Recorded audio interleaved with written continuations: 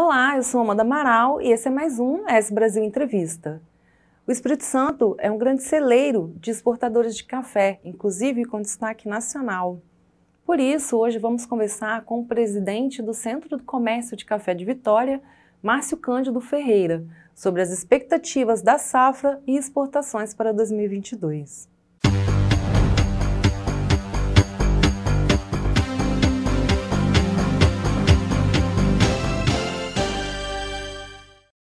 Muito obrigado, doutor Cândido Márcio Ferreira. Seja bem-vindo. Quando as pessoas estavam falando em retomada econômica, né, pós-pandemia,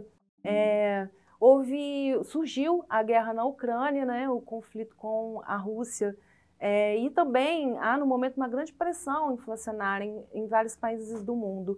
Como o mercado de café tem reagido? Bem, boa tarde, um prazer falar com vocês, obrigado pelo convite. Como você colocou bem, né, Amanda?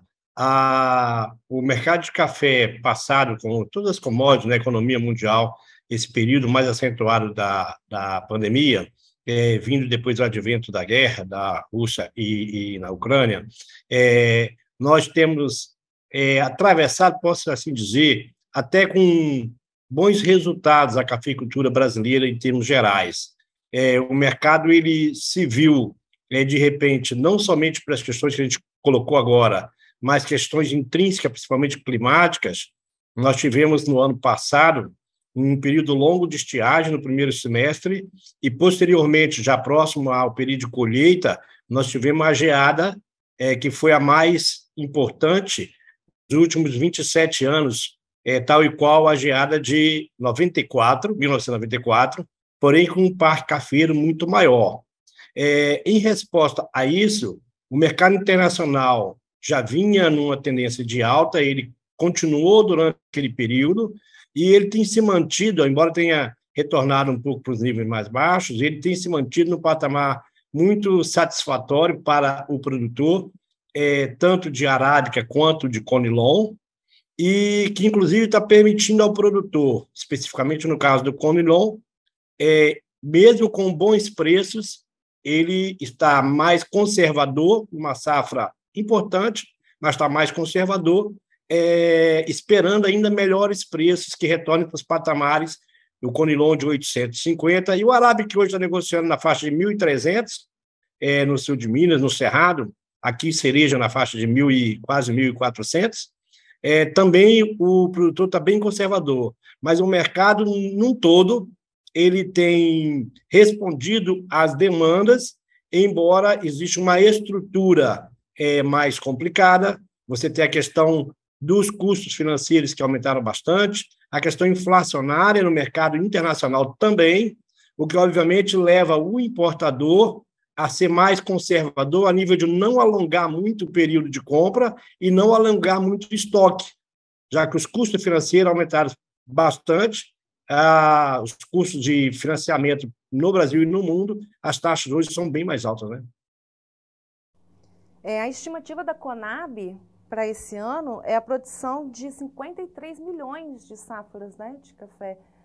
Qual a expectativa para o Espírito Santo? Veja bem, a Conab ela trabalha com uma estimativa de conilon, alguma coisa da ordem de 17 milhões, e a arábica aí na faixa de 36, que vai dar uns 53. O mercado, via de regra, ele trabalha com números, isso é comum, de potencial de produção maiores do que o da Conab. O mercado enxerga a produção de conilon 5 milhões acima da estimativa da Conab, enquanto a Conab trabalha com 17 no Brasil, o mercado trabalha com um potencial de 22 milhões de sacas. E, embora a diferença seja muito grande, eu não gosto muito de ficar olhando a estimativa de um ou de outro, obviamente que respeitando a estimativa oficial do governo, mas o fato é que, quando todas as safras terminam, o volume de café que é exportado, somado àquilo que é consumido internamente no Brasil, mostram números finais bem acima do que é estimado pela Conab. Ontem, por exemplo, a principal cooperativa de conilon do Espírito Santo, do Brasil e do mundo, reportou ter recebido já, até a data de ontem, 1.800.000 sacas de Conilon, contra um recebimento no ano passado de um pouco acima de 1,5 milhão. Então, isso mostra um recebimento 20% acima do ano passado, e a safra, a colheita ainda não terminou. O que projeta é que o recebimento será maior, podendo chegar, no caso dela, a 1.900.000. Como ela representa em torno de 8%, 10% da safra do Espírito Santo, nós estimamos que no Espírito Santo, propriamente só o Espírito Santo, deverá produzir entre 16 a 17 milhões de sacas, portanto, bem acima da estimativa da Conab para o Estado, e aí explica a diferença entre o que o mercado considera ser a produção de Conilon e o que a Conab estima. Ao mesmo tempo, no Arábica, aí sim é uma safra bem mais complicada, porque ela sofreu, como eu te falei, estiagem e geada, e ela está espalhada, fazendas próximas, uma sofreu, outra não sofreu. Então, mensurar o tamanho da safra é um pouco mais difícil. O mercado trabalha com números que está entre o número da Conab, eu diria entre 36 a 38, eventualmente 40 milhões de sacas. Com relação às exportações, né, quais são aí os países que podem ser potenciais para o Espírito Santo nesse novo contexto mundial? O Espírito Santo, até uns 5 anos atrás, ele tinha como maior comprador os Estados Unidos. Entretanto, naquela época, o advento da seca, a maior seca da história que nós tivemos aqui, os compradores americanos foram obrigados a buscar produto similar ao nosso Conilon, no caso, robusta do Vietnã. E esse produto agradou por demais o consumidor nos produtos finais vendidos no mercado americano, onde tem o café robusta, e o americano ele não voltou a adquirir em quantidade o volume de Conilon que ele adquiria no passado. Isso independente do fato de que o Espírito Santo, no caso o Conilon brasileiro, ele está bastante incompetitivo em relação ao principal concorrente, que é o Vietnã. Para você ter uma ideia, agora no mês de fevereiro, março, nós chegamos a alcançar preços de Conilon no mercado brasileiro equivalentes a praticamente $1.000 acima da Bolsa de Londres. E a Bolsa estava, como está atualmente, no patamar de 2.000. Então, ela estava 1.000 acima dos $2.000. Enquanto que o Vietnã estava na faixa de 200 abaixo de Londres. Então, a diferença boçal histórica que chegou a $1.200 por tonelada. Mesmo agora, quando o Conilon está na faixa de R$700, isso representa ainda alguma coisa da ordem de $400 acima de Londres, ou seja, bem abaixo dos $1.000, mas ainda $400 a $500 acima do preço do Vietnã. Então, isso traduzindo em preço por saca, nós estamos falando de $30 por saca, mais caro do que o concorrente, que é o Vietnã. Resultado disso, o Brasil não tem logrado exportar, nem o Espírito Santo, Conilon. As exportações do Espírito Santo atualmente estão nos níveis baixos, tão baixos quanto o que acontecia na época da seca. Existe bastante café, nós temos bastante produção, como eu te falei na sua pergunta anterior, mas o advento da geada anterior à primeira seca e depois a geada fez com que a ausência de oferta de arábica replicasse numa demanda acentuadíssima por parte do mercado interno pelo Conilon. Por isso, o Conilon hoje atinge preços que são muito altos em relação à Bolsa, mas, ao mesmo tempo, muito bons para o produtor. Ou seja, virou uma mercadoria que é uma commodity praticamente comercializada quase que 100% para o mercado brasileiro somente. Com isso, o quadro de países para onde o mercado vai, ele também muda. Primeiro, ele fica muito no Brasil, e aí você tem, enquanto exportando matéria-prima, principalmente o Conilon, os países para onde você exporta, é interessante que são países também produtores de café, e esses países têm fábricas de solúvel. E o Conilon, ele é a matéria-prima utilizada para a produção de solúvel, na sua grande maioria, porque ele tem um rendimento muito maior do que o arábica, porque ele proporciona muito mais sólidos e solúveis do que o próprio arábica. Então, esses países, por exemplo, você perguntou, México, Colômbia, veja bem que estamos falando de países produtores, são países que surpreendem com importações do Brasil cada vez maiores, e a principal explicação é em função das fábricas de solúvel e do Conilon, porque nós estamos muito mais perto, obviamente, desses países do que o próprio Vietnã.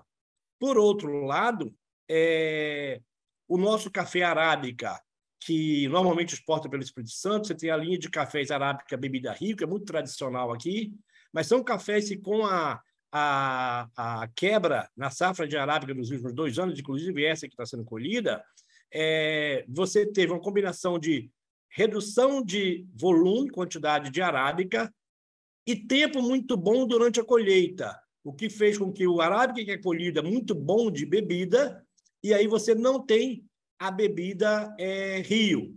Consequentemente, mesmo os países que importam arábica do Espírito Santo, que principalmente é a comunidade hispânica dos Estados Unidos, os países do Mediterrâneo, o Líbano, o leste europeu, eles também estão migrando para o Robusta do Vietnã, porque eles não encontram preço satisfatório por parte do Espírito Santo e do Brasil.